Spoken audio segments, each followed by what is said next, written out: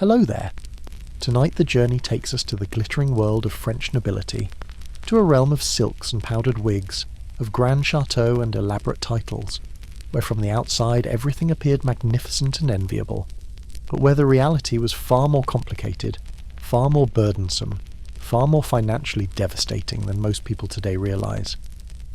The French noble, particularly in the centuries leading up to the Revolution, lived in a gilded cage, trapped by expectations and expenses and social obligations that consumed fortunes and constrained lives in ways that made their supposed privilege feel more like an elaborate trap from which there was no escape. So before settling in, take a moment to like the video and subscribe, but only if this exploration of the hidden costs of aristocratic life speaks to something inside that curious mind of yours. And let the comments know where in the world this video is finding its way to tonight. It's always fascinating to see how many corners of the globe share this interest in understanding how the supposedly privileged actually lived, how systems that seem designed to benefit the few actually burdened them in unexpected ways. Now, find that comfortable spot, maybe dim the lights, perhaps turn on a fan for that soft background hum, and let's ease into a story about thousands of families whose names suggested power and whose titles implied wealth, but whose actual circumstances were often desperate, whose daily lives were consumed by the exhausting effort of maintaining appearances they could not afford, whose privileges came with costs that exceeded their benefits, whose positions in society trapped them in patterns of spending and behaviour that led inexorably toward bankruptcy, and eventually toward the revolutionary catastrophe that would sweep away their entire world, leaving those who survived to face a future for which their elaborate educations and carefully cultivated skills had left them utterly unprepared. When modern people imagine French nobility, the mental picture typically comes from films and television shows, elegant men and women in elaborate costumes sweeping through marble halls, attending glittering balls in mirrored galleries lit by thousands of candles reflecting off crystal chandeliers and polished surfaces, living in magnificent chateaux surrounded by manicured gardens, where fountains played and peacocks strutted, and every view seemed composed by an artist, their lives apparently consisting of nothing but pleasure and privilege, an endless round of entertainments and luxuries that ordinary people could only dream about, days filled with concerts and hunts and card games and balls, nights spent in elegant conversations and romantic intrigues, everything draped in silk and perfumed with expensive scents, every moment seeming to confirm that nobility truly lived differently and better than everyone else, that their exalted birth gave them access to experiences and pleasures that justified their privileges and explained their superior position in society's hierarchy. This image is not entirely false. The French nobility did live in impressive houses and wear expensive clothes and attend elaborate social events, did possess titles and privileges that set them apart from common people, did occupy the top tier of a rigidly hierarchical society where birth determined destiny more than any other factor, where the accident of being born into aristocratic family opened doors that remained permanently closed to even the wealthiest and most talented commoners, where noble status conveyed advantages that money alone could never purchase, access to the king and to positions of influence, exemption from many taxes and legal obligations, right to wear swords and to display coats of arms and to be addressed by titles that commanded respect and deference from those of lower status. But this picture captures only the external appearance, the carefully maintained facade that nobles presented to the world, missing entirely the crushing financial pressures, the exhausting social obligations, the loss of real power that made noble status increasingly hollow, the way that privilege had transformed from genuine advantage into expensive burden, from freedom into constraint, from enviable position into precarious trap where maintaining the appearance of wealth and status required spending beyond means,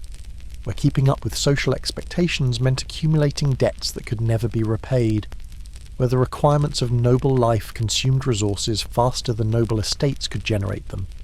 creating situations where families with illustrious names and impressive titles were actually on the edge of financial collapse, maintaining magnificent exteriors while privately struggling with creditors and postponed bills and mounting obligations that threatened to expose their real circumstances and bring social disgrace that, for nobles, was worse than poverty itself since it meant loss of status and respect, and all the intangible benefits that came from being recognised as belonging to the aristocratic elite, being invited to important events, being considered for advantageous marriages, being taken seriously in social and political contexts, all the soft power that made noble status valuable beyond its material privileges, all the access and influence that depended not on legal rights, but on social recognition and acceptance, on being seen as truly noble rather than merely possessing noble title, the distinction being real and important in aristocratic society where everyone understood the difference between ancient families of unquestioned status and newer families, or provincial families, or impoverished families who might have titles, but who lack the full recognition and respect that made titles valuable. The hierarchies within nobility being as important as the hierarchy between nobles and commoners. The competition among nobles for precedence and recognition being fierce and constant, driving much of the behaviour that made noble life so expensive and so exhausting. The need to demonstrate status and maintain position, requiring constant vigilance and constant expenditure. Nobles having to prove their worth repeatedly through display and performance, through maintaining appearances that advertise their continued prosperity and importance, through participating in the elaborate social competitions that characterised aristocratic life at its peak, through never admitting difficulty or showing weakness because doing so would invite predatory behaviour from rivals, who would use any advantage to advance themselves at others' expense, the court and the broader noble society being remarkably cutthroat despite their elegant manners and refined culture, beneath the surface courtesy being intense competition, where fortunes and futures were at stake, where success meant comfort and influence, and where failure meant decline and obscurity and possibly complete ruin. The financial situation of French nobility, particularly in the 17th and 18th centuries, was far more precarious than the magnificent châteaux and elaborate court ceremonies suggested, with many noble families teetering on the edge of bankruptcy despite owning substantial properties and bearing ancient titles that supposedly testified to centuries of prosperity and power, their incomes being insufficient to cover the expenses that their social positions demanded they maintain, creating a gap between revenue and expenditure that widened steadily over time as prices rose and expectations increased, while income from land remained relatively static, or even declined as agricultural prices failed to keep pace with inflation, and as the costs of administering estates increased, while the feudal dues that had once provided substantial income became increasingly difficult to collect and increasingly insignificant in real terms, inflation eroding the value of fixed payments that had been established centuries earlier when money had been worth more, noble families finding themselves trapped in situations where they possessed valuable assets in the form of estates and châteaux, but lacked the liquid resources to pay current bills, where they were rich in property but poor in cash, a situation that modern financial analysts would recognise immediately as unsustainable, but that nobles found difficult to address because their entire culture and legal system was organised around preserving estates intact rather than around maximising liquid income, where selling assets to generate income was almost impossible, partly because doing so would advertise their financial difficulties to the world, and partly because noble estates were often entailed or otherwise legally restricted in ways that prevented sale or mortgage without complex legal proceedings that would make their difficulties public. The laws designed to preserve great estates intact across generations, preventing individual holders from dissipating family inheritance through improvident sales or mortgages, actually trapping families in deteriorating financial situations from which there was no legal escape, where the very mechanisms meant to protect noble wealth and status actually contributed to noble financial distress by preventing the kinds of financial manoeuvres that might have stabilised their situations, where preservation of status came at the cost of financial flexibility, where maintaining the family estate meant accepting poverty and debt as the price of preserving an inheritance for future generations, who might or might not appreciate the sacrifice, who might curse their ancestors for leaving them with impressive but unproductive estates, and with crushing debts rather than with liquid assets that could have been used to rebuild fortunes, where present suffering was justified by appeals to family honour and ancestral obligation, by arguments that the estate represented centuries of family effort and achievement, and that current generation had sacred duty to preserve what ancestors had built, and to pass it intact to future generations regardless of the personal cost, where nobles were taught from childhood that personal comfort and financial security mattered less than preserving the family name and position, creating psychological burdens that added to the financial ones, where individuals felt guilty for resenting the sacrifices demanded of them, where wanting financial stability or personal happiness could seem like betrayal of family and class, where even thinking about selling parts of the estate or radically changing how the family lived felt like failure of duty, like abandoning ancestors and betraying descendants, where the weight of tradition and obligation pressed down on each generation, making choices that would have been obviously rational from outside perspective feel impossible from inside perspective, where one's entire identity was wrapped up in being member of particular family, with particular history and particular obligations that simply could not be violated without destroying who one was, the trap being as much psychological as legal or financial, nobles being imprisoned by their own values and identities as much as by external constraints. The root of noble financial problems lay in the changing nature of the French economy and society across the early modern period, changes that undermined traditional sources of noble wealth while increasing the expenses that nobles had to bear to maintain their positions, creating a scissors effect where income declined or stagnated while costs rose, squeezing noble finances in ways that became increasingly difficult to manage as time passed, and as the gap between income and necessary expenditure widened beyond any possibility of closing through economizing or increasing agricultural productivity or any other measures that nobles might attempt within the constraints of their social positions and their traditional economic roles, the mismatch between old economic structures and new economic realities being at the heart of noble difficulties, their income streams being based on feudal agriculture and feudal dues that had worked adequately in medieval economy, but that were increasingly inadequate in early modern economy, that was commercializing and monetizing, where market forces were becoming more important,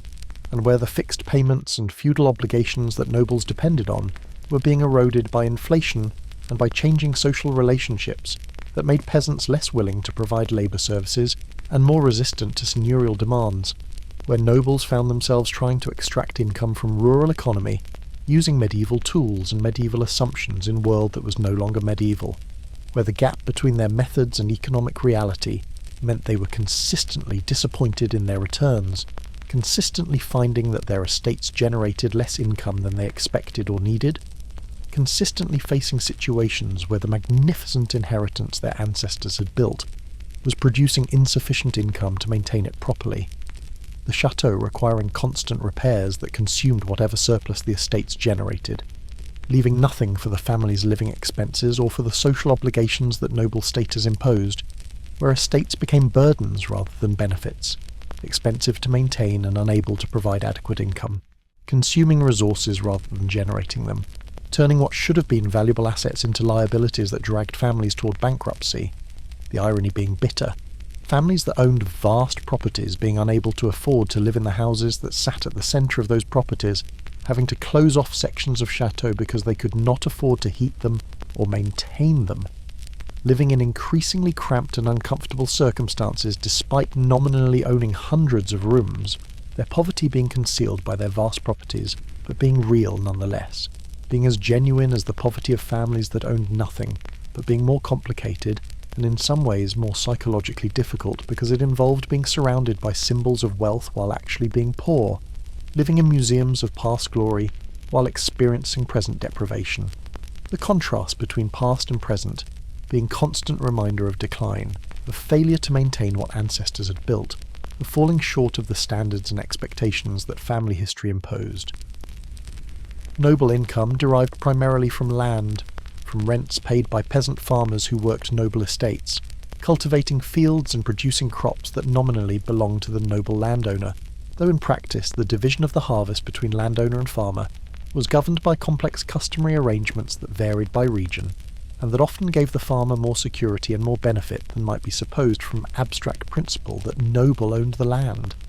Peasants having effective ownership of their plots through customary tenure that was nearly as secure as formal ownership, paying fixed rents that looked adequate when they were established, but that became progressively less valuable, as inflation reduced the real value of money, nobles finding that the 100 livres their grandfather had received for a particular farm had seemed substantial income in 1650 but was barely worth noticing in 1750. The erosion of income being steady and remorseless, and largely invisible to nobles who did not understand economic mechanisms that were impoverishing them, who blamed individual misfortunes or bad management or lazy peasants, rather than recognising that structural changes in economy were systematically disadvantaging them, who kept trying to squeeze more income from traditional sources, rather than recognising that fundamentally different approaches were needed, that their entire economic model was becoming obsolete, and that clinging to it meant accepting progressive immiseration.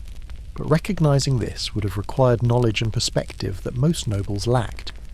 Being educated in classical languages and in history and literature, rather than in political economy and agricultural management, knowing how to read Latin but not knowing how to read account books, being sophisticated about culture but naive about commerce, the educational pattern that characterised nobility leaving them unprepared to understand or address the economic challenges they faced, perpetuating across generations patterns of thought and behaviour that had worked for ancestors but that were failing present generation, nobles approaching 18th century economic problems with 16th century assumptions and being consistently disappointed by results, trying harder at approaches that were not working rather than questioning whether the approaches themselves were the problem, the inability to adapt being product, partly of ignorance but partly also of cultural resistance to change, of commitment to doing things the way ancestors had done them, of belief that innovation was unnecessary and probably unwise, because traditional methods had served family well for centuries, and therefore would continue to serve them well if only they were applied properly. The conservative mindset that valued tradition and stability being major obstacle to adaptation, making nobles particularly unsuited for navigating economic transformations that were occurring around them, leaving them like people trying to use sailing ship in age of steam power, their vessel being elegant and traditional, but being hopelessly outmatched by newer technology, being able to continue functioning but being unable to compete effectively, being gradually left behind by economic and social changes they could not prevent and could not join. In addition to regular rents from tenant farmers, nobles also collected various feudal dues and payments that were remnants of medieval system, where lords had exercised real political and judicial power over their territories, and where these payments had represented genuine services and genuine authority. But by the 18th century, most of these dues had become anachronisms, payments that were still legally owed but that no longer corresponded to any real service or any real power. Nobles collecting fees for permission to use mills or ovens that they no longer maintained, collecting payments for judicial services that were now provided by royal courts, collecting tithes and taxes that seemed arbitrary and unjustified to peasants, who no longer saw nobles as protectors and governors, but rather saw them as parasites extracting income without providing anything valuable in return. The transformation of noble role from functional lord to mere rent collector being source of growing resentment that would eventually contribute to revolutionary upheavals, peasants in 1789 having long lists of feudal obligations they wanted eliminated, payments that nobles considered their traditional rights, but that peasants considered unjust burdens, the gap between noble and peasant perspectives being vast and unbridgeable through rational discussion, because each side was operating from completely different premises about what was just and legitimate, nobles thinking that their ownership of land and their ancient rights entitled them to these payments regardless of whether they provided any current service, peasants thinking that payments should correspond to services and that demanding money for nothing was simple exploitation, neither side being entirely wrong, nobles being correct that they had legal rights and that taking those rights without compensation would be theft, but peasants also being correct that many feudal dues had become anachronistic and unjust, that being charged to use a mill when the lord no longer maintained it was effectively a tax with no justification, that the entire system of feudal obligations had survived past any practical justification, and persisted only through legal inertia and through nobles' determination to collect every sou that laws entitled them to collect, regardless of whether collection was making them increasingly hated by their tenants, nobles being caught between their financial desperation that made them reluctant to give up any income source, however small, and their long-term interest in maintaining good relations with peasants who work their land, and who could make nobles' lives difficult through various forms of resistance, from foot-dragging on labour services to poaching game to more serious resistance. If they felt sufficiently aggrieved, the calculation being difficult because immediate financial pressure was urgent and visible while long-term danger was distant and speculative, like someone in sinking boat having to choose between bailing water and fixing the leak, The immediate problem demanding all attention, even though long-term problem was more fundamental, nobles focused on maintaining current income through strict enforcement of feudal dues, even though doing so was poisoning relationships with peasants and storing up resentments that would eventually explode with terrible consequences for nobility, choosing immediate survival over long-term sustainability because they had to, because their finances gave them no choice, because letting any income source lapse meant immediate crisis, meaning they rationally chose path that led to eventual catastrophe over path that would have meant immediate collapse. The trap being that all their options were bad, that they were choosing between different forms of disaster rather than between success and failure, that no matter what they did, they were accumulating problems that had no good solutions, their position being fundamentally untenable, but alternatives being unclear or impossible. Even setting aside legal restrictions on noble economic activities, which were real and significant with dérogeance or loss of noble status being threatened for engaging in commerce or manual labour, or any activity considered incompatible with noble dignity. Though in practice enforcement was uneven, and many nobles did engage in technically prohibited activities through various legal fictions and through use of intermediaries who fronted commercial ventures while nobles provided capital and collected profits, always with risk and always with limitations that prevented them from competing effectively with bourgeois merchants who faced no such constraints. Cultural attitudes and social expectations created powerful pressures against nobles engaging in serious economic enterprise, with aristocratic ideology emphasizing that nobles should be above sordid concern with money, should maintain an attitude of casual generosity and magnificent indifference to cost that demonstrated their superiority to bourgeois penny-pinching and commercial calculation, should spend freely to maintain appropriate magnificence rather than economizing in ways that would seem bourgeois and undignified, and beneath the station of people whose ancestors had been great lords and warriors, the cultural ideal being that nobles simply had money without having to think about it or work for it, that wealth flowed to them naturally from their estates as consequence of their superior birth and position, that concern with budgets and accounts was beneath aristocratic dignity, something fit for stewards and clerks, but not for nobles themselves who should maintain expensive lifestyles without worrying about whether they could afford them, because to worry would be to admit limitation, to acknowledge that one was not as wealthy as one appeared, to reveal that the magnificent facade was partly illusion, acknowledgements that would damage status and respect in a world where these things mattered enormously, where perception was reality in important ways, where seeming wealthy was as important as being wealthy, because so much depended on maintaining respect and credit and social position, nobles needing to seem prosperous to maintain access to credit markets, since lenders evaluated creditworthiness partly by assessing whether borrowers seemed prosperous and secure, nobles who appeared to be struggling finding credit difficult to obtain or obtainable only at punitive interest rates, while nobles who maintained appearances of prosperity finding lenders willing to extend credit on reasonable terms, the appearance thus being self-fulfilling, nobles who could maintain facade of wealth being able to borrow to sustain that facade, while nobles who admitted problems finding themselves cut off from credit and forced into quick decline, the system rewarding successful pretense and punishing honest acknowledgement of difficulty, creating powerful incentives for nobles to maintain appearances regardless of private reality, to keep spending and displaying even when doing so required borrowing at unsustainable rates, choosing to accumulate debt and postpone reckoning rather than economizing in ways that would reveal their problems and trigger the loss of credit access that would mean immediate catastrophe. The choice being rational within the perverse logic of their situation, even though it made underlying problems worse, even though it meant that eventual collapse would be more complete, even though it guaranteed that they were building toward disaster, nobles having to choose between probable future catastrophe and certain immediate catastrophe, choosing rationally to postpone the day of reckoning and hope, somehow that circumstances would improve or that something would happen to rescue them, winning marriage or royal pension or inheritance from distant relative or simple good fortune that might stabilize their situations or at least postpone collapse long enough to pass the problem to next generation, hoping being cheaper than reforming, maintaining faith being easier than confronting reality,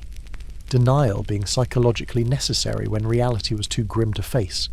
nobles developing elaborate mental mechanisms for avoiding acknowledgement of their true situations, for maintaining belief that they were merely experiencing temporary difficulties rather than fundamental unsustainability, that next year would be better, that they were not really in crisis but merely in adjustment period, the self-deception being essential for maintaining sanity and motivation in circumstances that would have been crushing if confronted honestly, if one fully acknowledged that one's position was hopeless, and that one was maintaining futile charade that was inevitably leading to ruin. The pressure to maintain expensive lifestyles came partly from genuine requirements of noble status, from legal and social expectations that were codified and explicit, nobles being required by law and custom to maintain themselves in manner appropriate to their rank, to live in substantial houses, to employ appropriate numbers of servants, to dress in ways that distinguished them from commoners, to display their status through material means that everyone could observe, and that demonstrated their position unambiguously, sumptuary laws and social customs creating clear expectations about what nobles should wear and how they should live, failing to meet these expectations being interpreted as decline, and potentially leading to questions about whether family was truly maintaining noble status, or was slipping toward dérogeance through inability to live nobly, the requirements being enforced partly through law and partly through social pressure and gossip, nobles who failed to maintain appropriate standards being talked about and being gradually marginalised, being seen as eccentric or impoverished, or somehow improper, being excluded from social events and being passed over for opportunities because they were not seen as fully maintaining their positions, the pressure coming not from any central authority, but from diffuse social expectations that everyone understood and that everyone participated in enforcing through their judgments and their choices about whom to associate with and whom to invite and whom to consider for marriages or business partnerships, the decentralised enforcement being remarkably effective in maintaining conformity, making nobles police each other and police themselves, internalising standards that they then applied rigorously both to themselves and to their peers, creating a situation where external enforcement was barely necessary because self-enforcement and peer enforcement were so thorough, nobles being their own jailers, imprisoning themselves through their commitments to standards that were bankrupting them, but that they could not abandon without abandoning their identities, without ceasing to be who they understood themselves to be. The trap being that the standards that defined noble identity required spending that was unsustainable, that maintaining identity required impoverishing oneself, that being properly noble meant being improperly managed financially, the contradiction being built into system, being unsolvable within framework that structured noble life, nobles being damned if they maintained standards and damned if they abandoned them, having to choose between bankruptcy while maintaining identity and survival through abandoning identity, between being poor nobles and being comfortable former nobles, between suffering as aristocrats and thriving as something else. The choice being presented as obvious, identity being more important than comfort, honour being more important than prosperity, nobility being something one was rather than something one did, being matter of birth and blood and heritage rather than being role one could enter and exit, changing circumstances requiring changing behaviours, but not permitting changing identities, nobles who lost their status through commercial activity or through failure to maintain standards being seen as having destroyed something precious and irreplaceable, having betrayed ancestors and descendants, having broken chain that connected past and future, having failed in their fundamental duty to preserve and transmit family heritage, the social and psychological costs of losing noble status being so high that even terrible financial difficulty seemed preferable, nobles choosing poverty with honour over prosperity with disgrace, accepting suffering that preserved identity rather than pursuing comfort that would require abandoning who they were. But beyond legal requirements and explicit expectations, nobles also faced intense pressure from social competition that characterised aristocratic society, where nobles competed constantly for precedence and recognition, where displaying wealth was essential to maintaining position in subtle hierarchies that structured aristocratic world, where economizing could be interpreted as decline and could lead to loss of respect and influence that had practical consequences beyond mere social embarrassment, where perception shaped reality in self-fulfilling ways, families that seemed to be declining actually declining because others avoided them and because opportunities went to those who seemed more prosperous and more secure, creating pressures to maintain appearances regardless of actual circumstances, to keep spending even when spending was unsustainable, to present facades of prosperity even when private reality was near catastrophe. The gap between public presentation and private reality being enormous in many cases,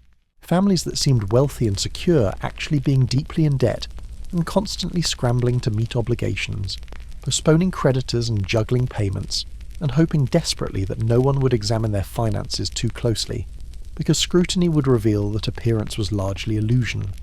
that the magnificent chateau was mortgaged to the hilt, that the elaborate entertaining was done on credit, that the expensive clothes were not yet paid for, that the entire establishment was held together by hope and by creditors' willingness to wait for payment.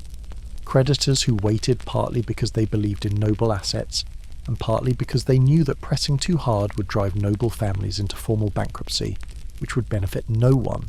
Better to wait and hope that nobles would somehow find resources to pay than to force confrontation that would probably result in pennies on the leave.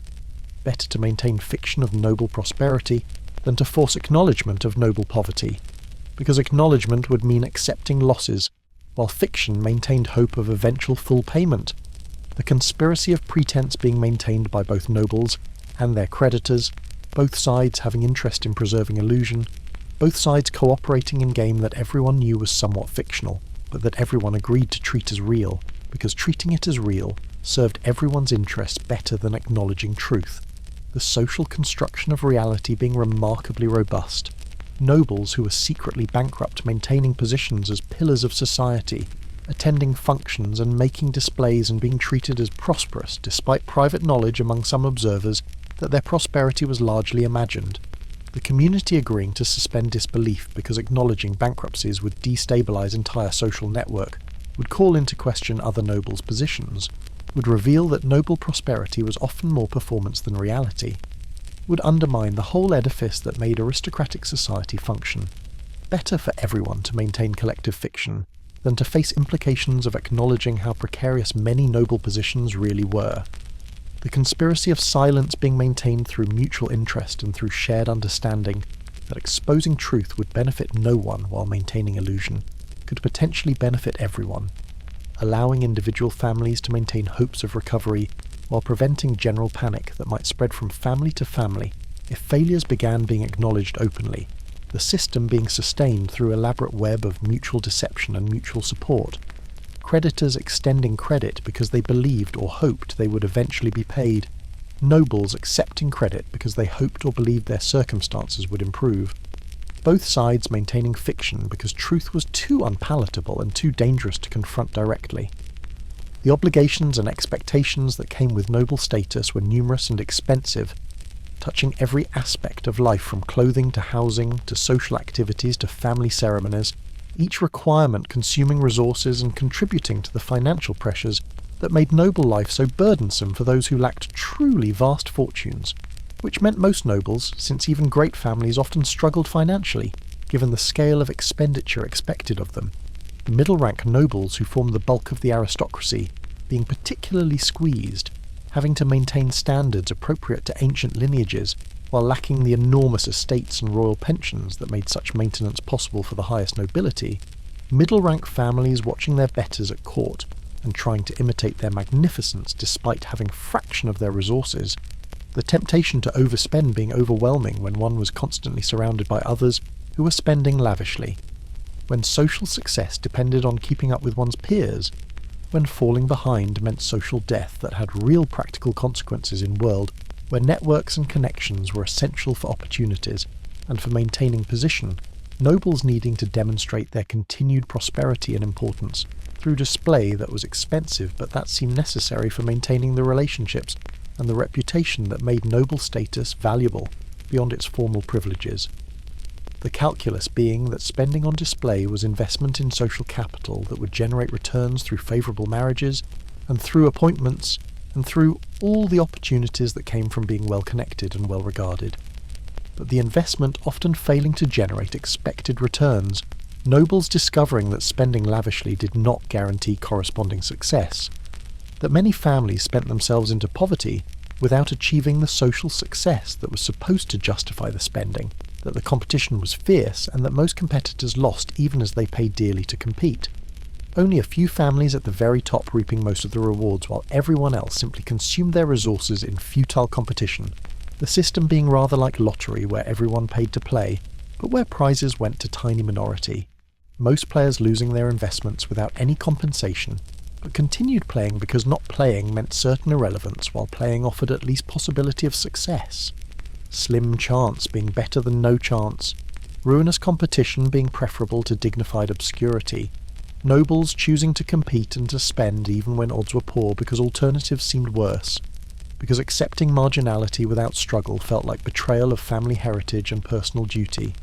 because giving up meant admitting defeat that was psychologically intolerable to people raised to believe in their superiority and in their destiny for greatness, the psychological need to compete being as powerful as the practical reasons, nobles needing to see themselves as players in the great game even when they were losing,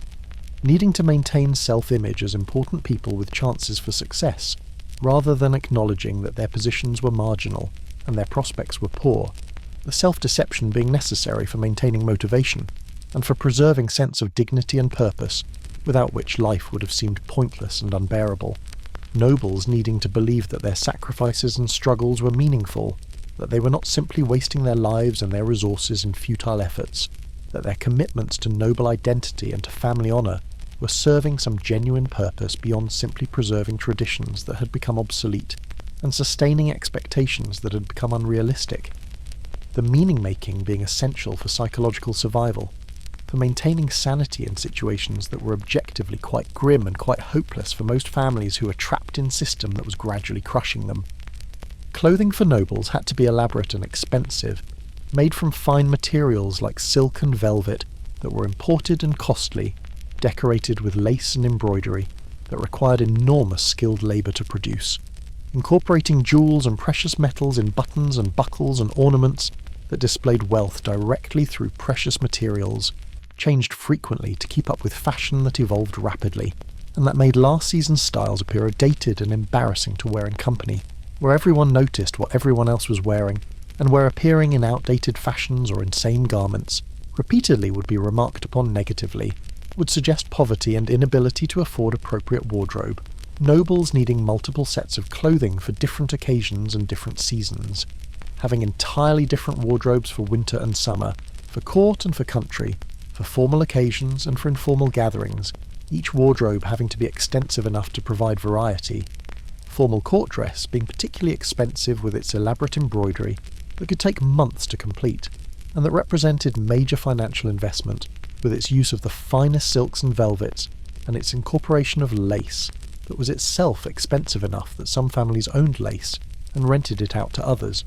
the lace market being substantial with pieces passing from family to family as collateral for loans or as rental items that allowed families without sufficient resources to appear properly dressed at court without bearing the full cost of owning the lace themselves, the rental market being testament to how expensive appropriate clothing was and how desperate families were to maintain appearances even when they could not afford to buy what appearances demanded, a single court outfit costing what a prosperous peasant family might earn in years, and nobles needing several such outfits since appearing at court in the same garment.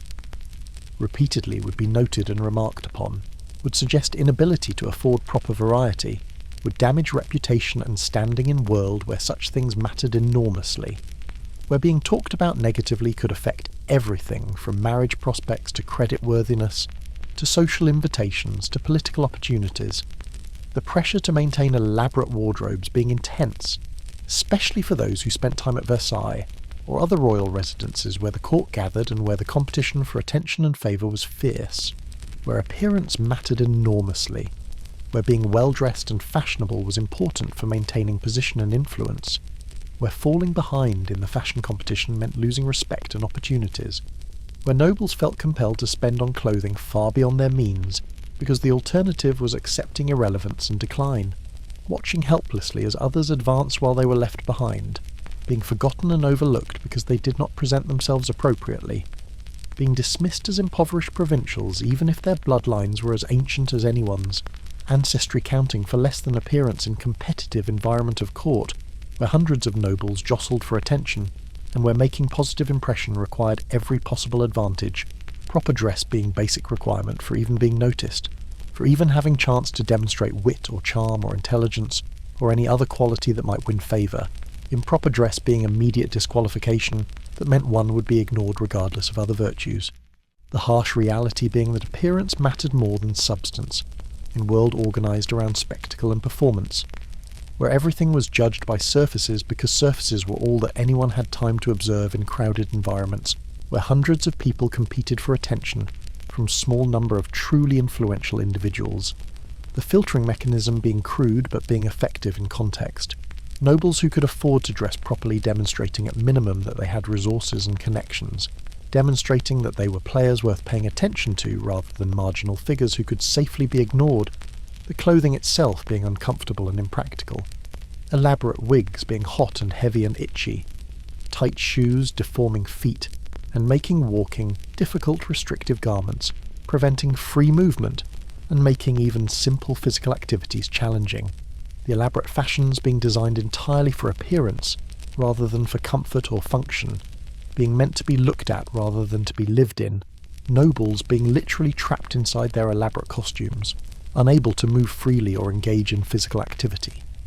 or be comfortable, sitting carefully to avoid crushing clothes, moving slowly and deliberately to maintain proper arrangement of garments, spending enormous time and effort on dress and grooming that had to be perfect because any slip would be noticed and commented upon,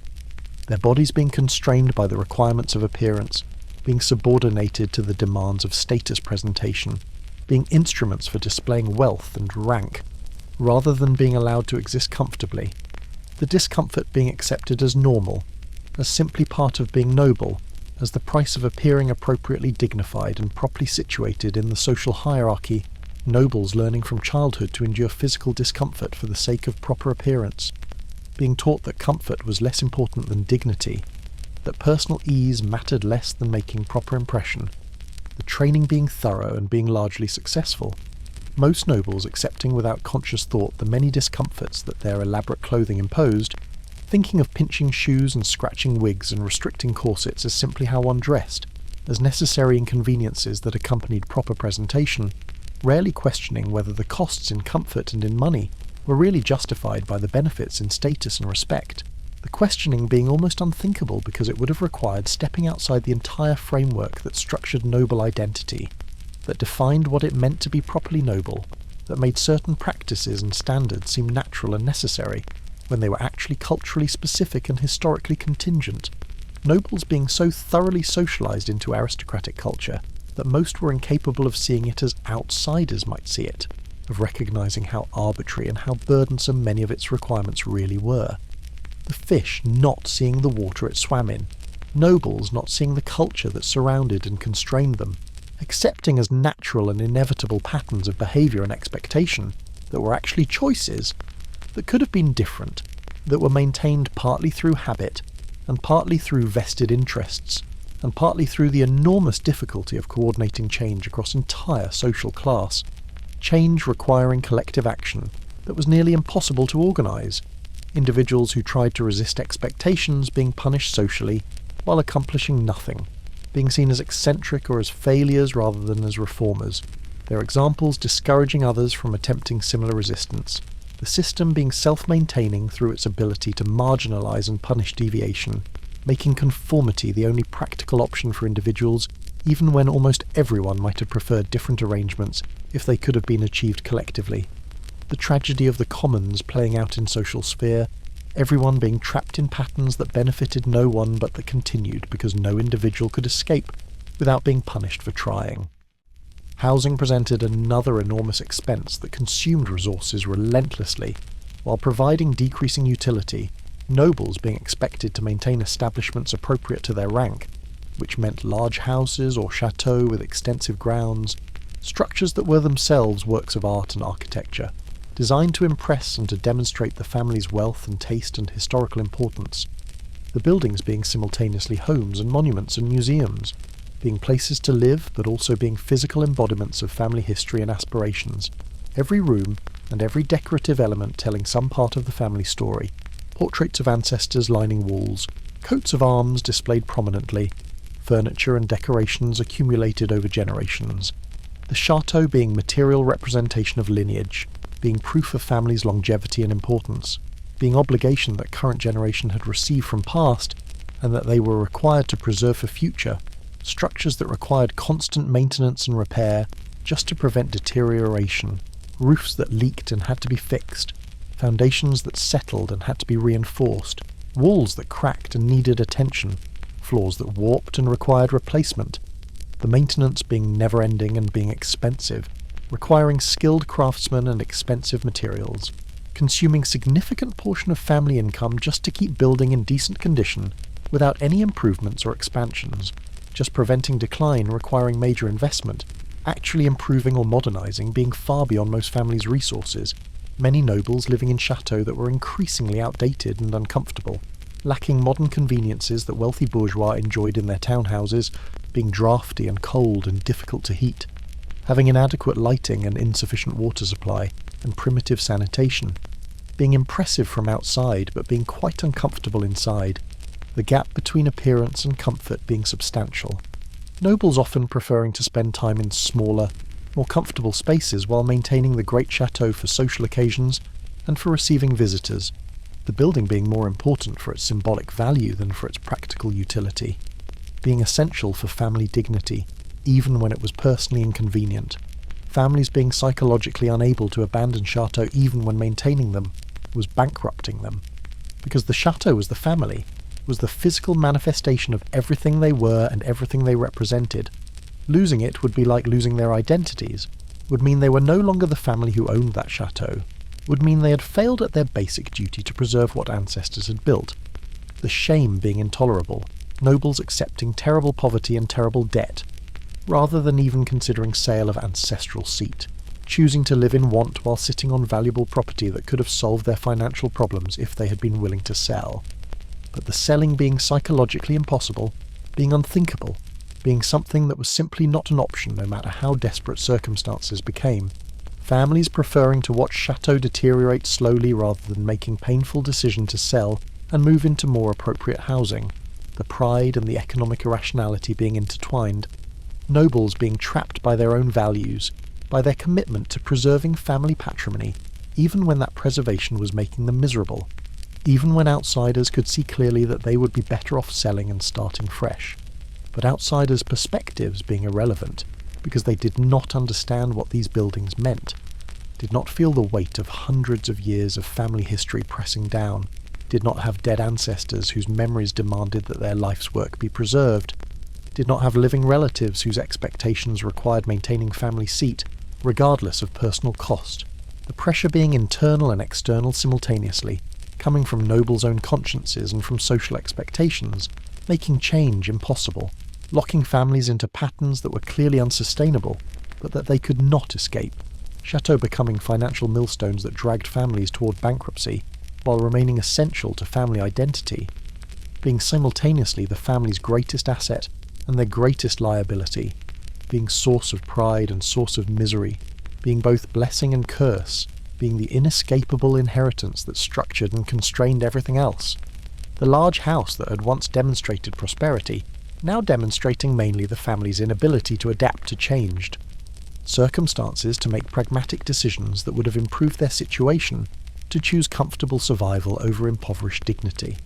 Staffing a noble household added yet more expense to the mounting total, since nobles were expected to maintain servants appropriate to their rank, their status being partly demonstrated by the number and quality of servants they employed, appearing without appropriate entourage suggesting decline and financial difficulty, creating situation where one's ability to afford servants became measure of one's prosperity and importance, the servants themselves becoming status symbols as much as being functional workers, solo nobles looking poor regardless of their actual circumstances, regardless of how much wealth they might actually possess if all their assets were counted, appearing alone suggesting that one could not afford servants and therefore was declining, the appearance being damning regardless of reality, creating strong pressure to maintain larger staffs than finances justified, to employ more servants than were actually necessary for practical purposes, the servants being partly functional, performing actual work that needed doing like cooking and cleaning and maintaining buildings and grounds and caring for horses and running errands and managing complex households, but also partly decorative, their numbers and their elaborate liveries demonstrating the noble family's wealth and importance, servants being investments in status display as much as being workers who performed useful services, the expense being substantial since servants had to be housed and fed and clothed in liveries that identified them with particular noble house, and paid wages, though wages were often the smallest part of the cost. The room and board and liveries being the major expenses, still the total cost of maintaining adequate staff being significant, and being largely inflexible, servants becoming fixed costs that had to be paid regardless of whether income was sufficient, regardless of whether family could really afford them.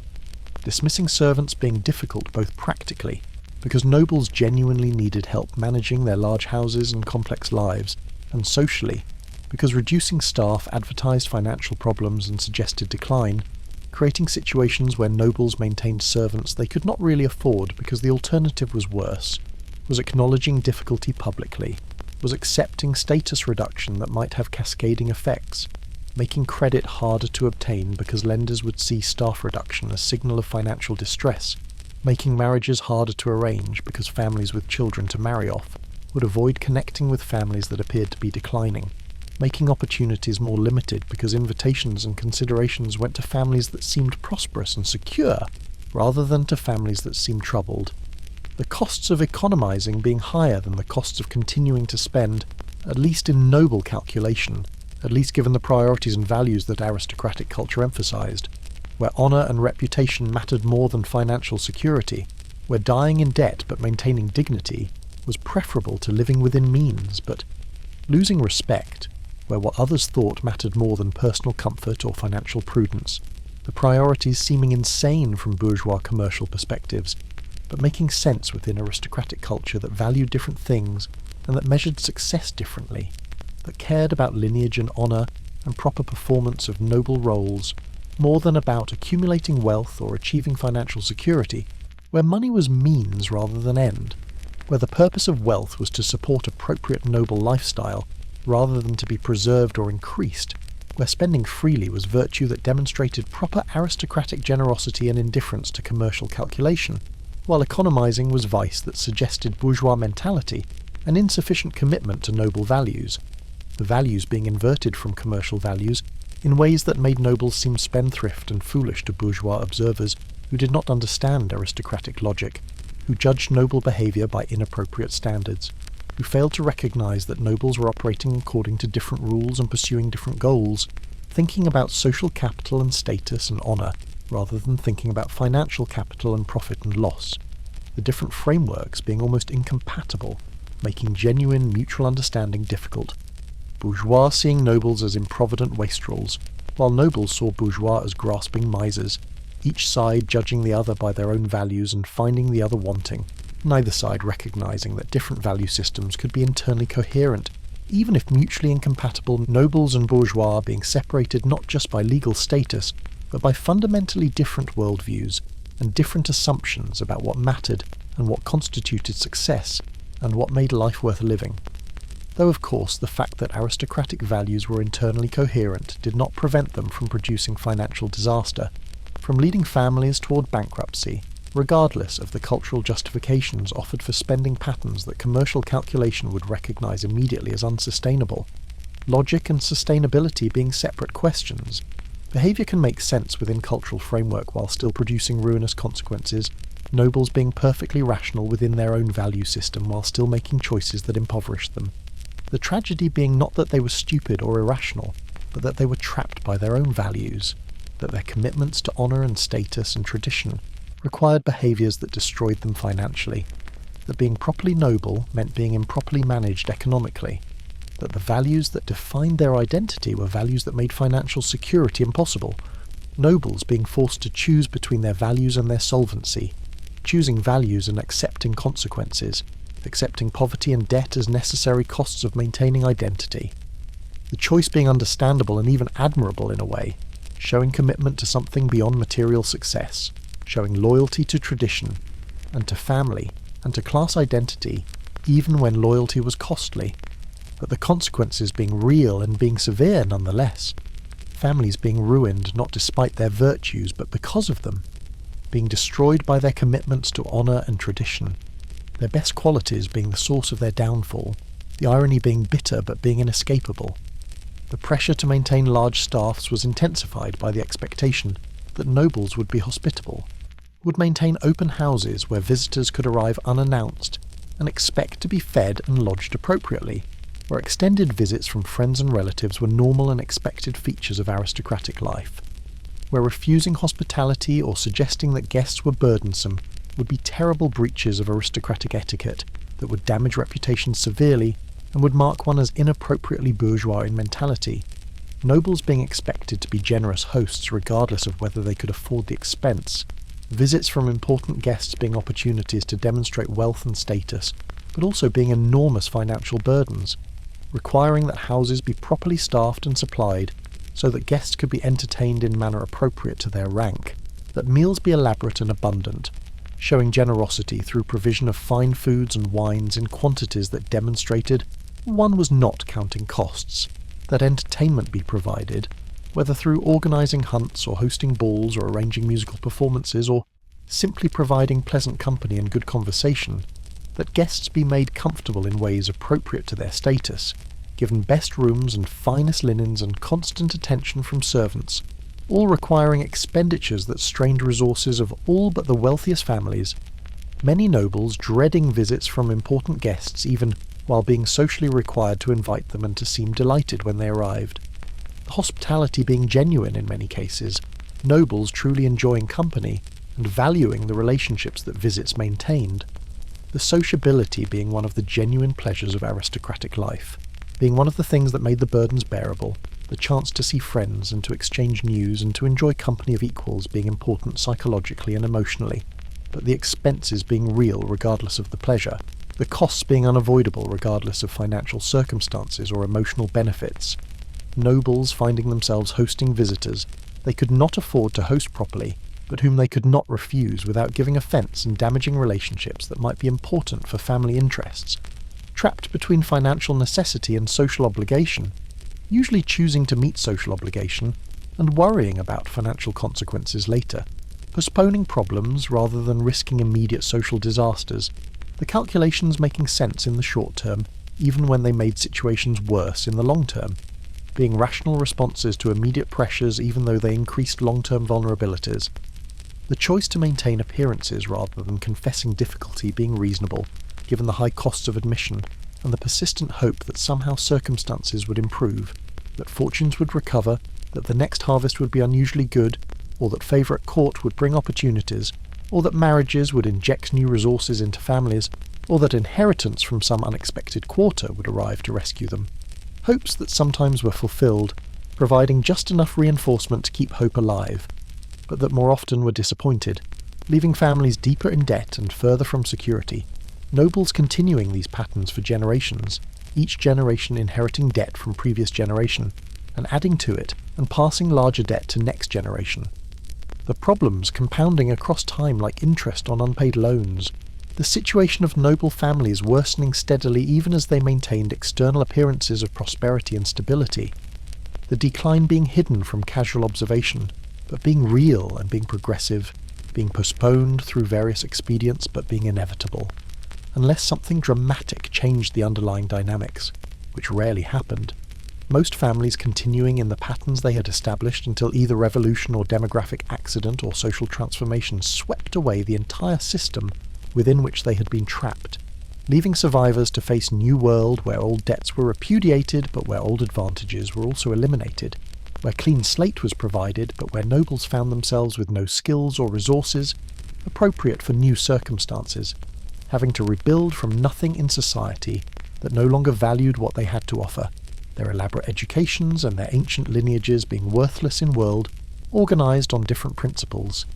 their suffering continuing but taking different forms, being transformed from financial stress within aristocratic system to marginalisation and irrelevance. In post-aristocratic world, going from being prominent people struggling with debt to being obsolete people struggling with survival,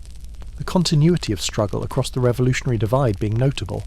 nobles finding that revolution did not solve their problems but merely changed their form, that they continued to struggle after revolution just as they had struggled before, the difference being that before they had struggled while being important and while maintaining hope that circumstances might improve, whereas after they struggled while being unimportant, and while knowing that improvement was impossible because the entire world that had given their lives meaning no longer existed, the costs and obligations became even more burdensome for those nobles who were expected to maintain presence at the royal court, court attendance being necessary for families that sought favour and influence, that hoped for royal pensions or appointments or advantageous marriages, that wanted to remain politically relevant and socially prominent, but court attendance being extraordinarily expensive, consuming resources at rates that few families could sustain for extended periods without damaging their financial situations, perhaps permanently. Versailles and the other royal residences being essentially machines for consuming noble wealth, for draining resources from aristocratic families and transferring them to the king and to the elaborate system that surrounded him. Louis XIV's political strategy of using court life to control nobility being extremely effective politically but being devastating economically for noble finances, the courtiers themselves bearing the costs of a system that was designed primarily to serve royal interests rather than theirs, paying for the privilege of being controlled, funding their own domestication, the irony being lost on most of them who continued to see court attendance as opportunity rather than as burden, who competed desperately for the right to impoverish themselves in royal service, many families being bankrupted by extended court attendance even as they felt compelled to continue attending, because absence meant irrelevance, meant being forgotten when opportunities arose, meant being left out of the networks and the conversations and the competitions that structured court politics, meant losing ground to rivals who remained at court and who therefore had access and visibility that translated into advantages when pensions were distributed or appointments were made or marriages were arranged. Nobles finding themselves caught between financial ruin from attending court and political oblivion from staying away, the choice being between two forms of failure, between being bankrupted by presence or being marginalised by absence, choosing usually to attend and to hope somehow they could manage the expenses, going deeper into debt to maintain court presence, borrowing from merchants and bankers and relatives, mortgaging properties and pawning jewels and postponing payments to creditors, doing whatever was necessary to maintain appearances at court, knowing that showing difficulty would be fatal to their positions, that other courtiers would immediately take advantage of any perceived weakness, that the competition was fierce, and that the consequences of losing were severe, making retreat impossible even as continuation became unsustainable. Nobles being trapped in competition, they could neither win nor afford to lose, where simply maintaining position required maximum effort and constant expenditure, without any guarantee of reward, where rewards went to a lucky few while costs were borne by many, the math being impossibly unfavourable, but the psychology being such that everyone continued playing, everyone hoping that they would be among the winners even though most would inevitably be losers, where there was no possibility of comfortable stability, where everything was always precarious and always demanding, where rest was impossible, and relief never came, where the pressure was unrelenting and the requirements never ceased, where simply being court noble of the type that mattered, that had influence and opportunities and respect, required constant performance and constant spending that consumed everything and left nothing for security or for comfort or for investment in alternative futures, that made court nobility among the most financially stressed people in French society, despite their apparent privileges and despite the elaborate displays that suggested wealth and security that were largely illusory, many courtier families being one bad harvest or one denied pension away from complete collapse, their magnificent exteriors concealing desperation that grew worse with each passing year, with each failed hope for reward, with each additional expense required to maintain presence that was bringing diminishing returns, the treadmill of court life being exhausting financially and psychologically, nobles finding themselves trapped in cycles from which they could not escape, running faster and faster just to stay in place, expending more and more resources just to avoid falling behind, their situations deteriorating even as their efforts intensified, the system being designed in ways that benefited monarchy at expense of nobility, that concentrated power and wealth at centre, while impoverishing those who served that centre, Louis XIV and his successors achieving their political goals of noble subordination partly through the financial mechanism of court life that made nobles dependent and desperate, that drained their independent resources and replaced them with dependence on royal favour, transforming proud and potentially dangerous nobles into supplicants who competed desperately for scraps from the royal table, who had lost the resources and the independence that would have allowed them to challenge royal authority, who were firmly controlled through mechanisms that they themselves had embraced, thinking they were pursuing opportunities, but actually were springing traps. The genius of the system being that it recruited nobles as active participants in their own subordination, making them willing accomplices in their own domestication, paying them not with real rewards that would have strengthened them, but with honours and precedence, and small favours that flattered their vanity while costing monarchy little, getting maximum control at minimum cost, the efficiency being remarkable, Louis XIV achieving through court system what his predecessors had failed to achieve through direct confrontation and civil war, the cultural and social mechanisms proving more effective than violence for controlling nobility, though of course the mechanisms worked partly because they were backed by implicit threat of force, because everyone remembered what had happened to nobles who had rebelled, because the king's ability to destroy nobles who defied him made cooperation seem like better option than resistance, the combination of carrot and stick being effective where either alone might have failed, nobles being attracted by opportunities for favour, while being deterred by examples of what happened to those who challenged royal authority. The system working through mixture of hope and fear that kept nobles compliant and dependent and financially exhausted, exactly as it was designed to do, the political success being undeniable, even as the human costs in noble suffering and eventual revolutionary upheaval were enormous, the short-term effectiveness of the system obscuring its long-term unsustainability, the fact that it worked well for monarchy in 17th and early 18th centuries, not preventing it from contributing to catastrophic collapse in late 18th century, the contradictions and pressures built into system, eventually overwhelming it,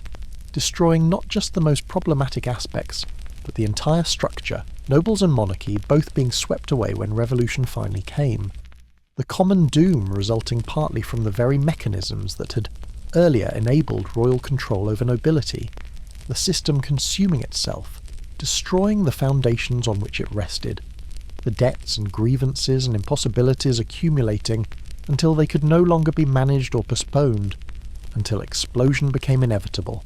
until the old regime collapsed under weight of its own contradictions, leaving ruins from which new order would eventually emerge, but leaving first a period of chaos and violence that would devastate those who had lived in and benefited from old system. Nobles suffering terribly during revolutionary period as payment for centuries of privilege, the reckoning being harsh and often being indiscriminate, individual nobles' actual characters and behaviours mattering less than their class identity, being noble being sufficient to make one suspect and potentially to make one victim, the terror claiming many who had been moderate or even sympathetic to reform, the revolution consuming its own children as well as its enemies, the violence and chaos exceeding what even most radical reformers had wanted, the transformation being more complete and more destructive than was necessary for achieving legitimate goals of reform, the tragedy being that so much was lost that might have been preserved, that destruction exceeded what was required for progress, that baby was thrown out with bathwater, that invaluable cultural traditions and achievements were lost along with illegitimate privileges and unjust structures, the revolution being simultaneously liberation and catastrophe, both progress and tragedy, its legacy being mixed and contested even now, centuries later, the complexity of historical judgment being such that simple conclusions are impossible, that understanding requires holding multiple perspectives simultaneously, recognizing that old regime was genuinely unjust, and that revolution was genuinely necessary while also recognizing that revolution produced terrible suffering and terrible injustices of its own,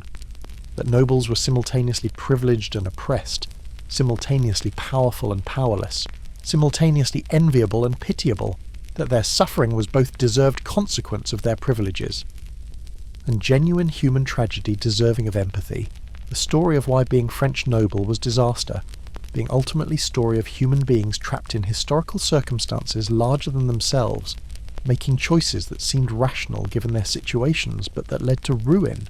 suffering consequences that resulted from systems they had not created and could not control, being destroyed by forces they could not comprehend or resist, their struggles and their suffering being real even when their privilege was real, their humanity being undeniable even when their injustice was undeniable, the complexity being what makes history fascinating and tragic, what makes past both instructive and heartbreaking, what makes understanding require both critical judgment and empathetic imagination, both recognition of injustice and recognition of suffering, both analysis of systems and appreciation of individuals, the fullness of historical truth requiring that we see nobles not as simple villains receiving deserved punishment, but as complex human beings facing impossible situations, making imperfect choices with limited options, doing their best according to values that seemed right to them, suffering consequences that were both just and unjust, their story remaining relevant because fundamental questions about privilege and justice, about tradition and change, about how to maintain meaning and identity in a transforming world, remain unresolved, making their experiences and their struggles worth understanding, not just as historical curiosity, but as human drama that illuminates timeless challenges that every generation faces in different forms.